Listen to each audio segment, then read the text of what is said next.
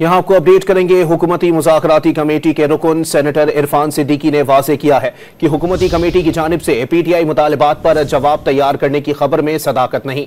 Charter of demand से मुताल्लिक खबर और उसमें बयान तमाम तफसीलात बेबुनियाद हैं। इरफान सिद्दीकी ने बताया कि हुकूमती कमेटी में शामिल 7 जमातें बाहमी मशावरत कर रही हैं। हुकूमती कमेटी के मेंबरान अपनी अपनी क़यादत से रहनुमाई हासिल कर रहे हैं। हतमी जवाब तैयार करने में मजीद 1 हफ्ता लग सकता है। आपको बताएं कि हुकूमती मुज़ाकराती कमेटी के रुकन सेनेटर इरफान सिद्दीकी ने वाज़ेह किया है कि हुकूमती कमेटी की जानिब से पीटीआई मुतालबात पर जवाब तैयार करने की खबर में सदाकत नहीं। इरफान सिद्दीकी ने बताया कि हुकूमती कमेटी में शामिल 7 जमातें बाहमी मशावरत कर रही हैं। हुकूमती कमेटी के मेंबरान अपनी अपनी क़यादत से रहनुमाई हासिल कर रहे हैं। हतमी जवाब तैयार करने में मजीद 1 हफ्ता लग सकता है।